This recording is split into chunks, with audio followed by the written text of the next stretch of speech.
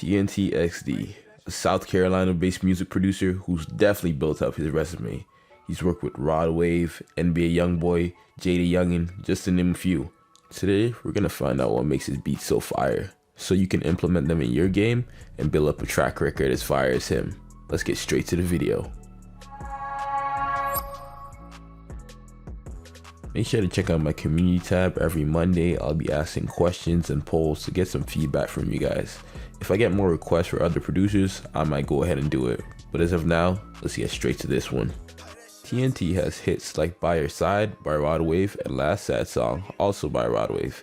His style seems to resonate well with industry artists, so that begs the big question: what makes TNT's beats so fire? Well, let's take a look. TNT's sound is basically a hybrid of trap with acoustically influenced instruments.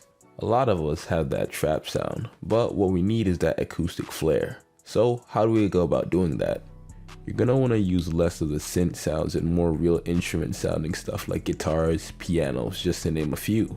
But the issue is, a lot of us can't play these instruments, so we just use VST plugins. So basically the big question I'm gonna answer is, how do I make my VST plugins sound realistic? Yeah, the plugin does matter. Some plugins just generally have a better starting point than others, but here are some things you can do to make your melodies and everything else sound more realistic using VST plugins. Let's get to it. Firstly, don't hard quantize. Nothing gives away a virtual instrument as fast as quantized MIDI. It just sounds too robotic, unreal, it lacks feel. So to combat this, first of all, FL Studio has a strumizer tool, which you can engage by hitting Alt-S and then adjusting the settings based on what you like. Secondly, you can play on a MIDI keyboard. There's gonna be some imperfections when you play on the keyboard, and then you can quantize to about 10 to 20% of what you play. And lastly, you can selectively quantize. After you input your MIDI, you can select certain notes, or in FL Studio, you can even randomly select notes by holding Shift and R. You can just shift them off the grid a bit. The second tip is variative velocity. Once again, musicians are humans. They don't play everything the same. So velocity helps create contrast, which leads to groove, which all in all makes you say, this sounds good. For example, here I have two drum patterns. The first one, I left it all the same velocity. The second one, I changed it up slightly. Let's take a listen.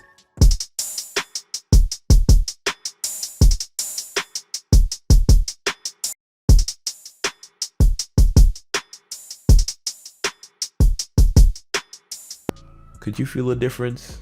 Alright, so the third tip is add a sense of space. And this basically means just add reverbs and delays to make things sound more realistic. I add reverb on all my instruments basically though. Like it just makes it sound like more spacious. So like for this one, this is like just the keys. I just put like a little bit of reverb on it. And it just makes it sound more realistic too. What kind of reverb and how much you use is a little more subjective. However, reverb is a great effect tool to use to make your instruments sound more realistic. The fourth tip is to add saturation and use analog emulation. So things like Softtube, RC20, Isotope Vinyl, these are all amazing tools to make your instruments sound more realistic and also even more vintage. And the last tip, which is kind of a sneaky one, is to use preamps and mic emulations. These can help create the feeling that it came from a real recording in a real room, so use these to the best of your advantage. With that being said, let's go ahead and create a tntxd type beat of our own. So I'm using this upright piano, which is a free plugin. I'll leave a link below in the description. And I made a chord progression. I mainly use 7ths and 9ths because they bring out more of an emotional feel, so you can go ahead and do that too. I also use a strumming tool to get some more realistic feel, and I shift some stuff off the grid.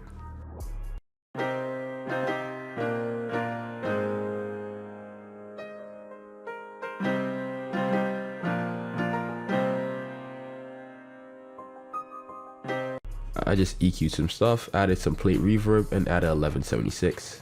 Next, I used a Spitfire soft piano, which is also free, and just layered the main melody into the same Spitfire piano.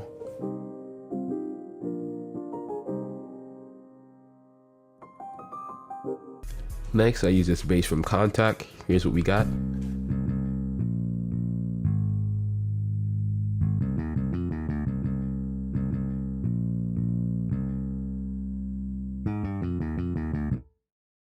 Next, I use this jazz guitar from Contact, which is pretty simple pattern. What made it cool was the effect from Guitar Rig.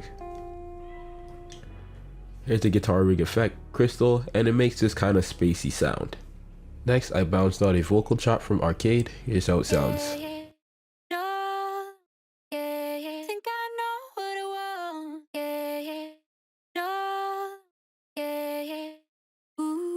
To that, I added a Fruity Love filter on the simple low pass preset and moved this knob, and then I added Valhalla Supermassive for some reverb. I then opened Expand and used this choir preset, which sounds like this.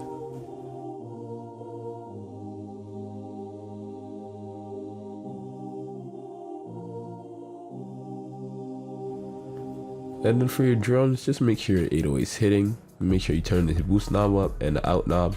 This is a Spence 808. You could find most of the drums he used in my Rampage drum kit.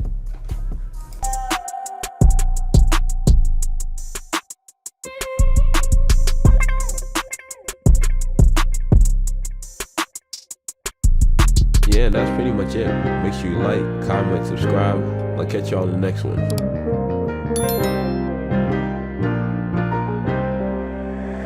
Crazy, that shit wait.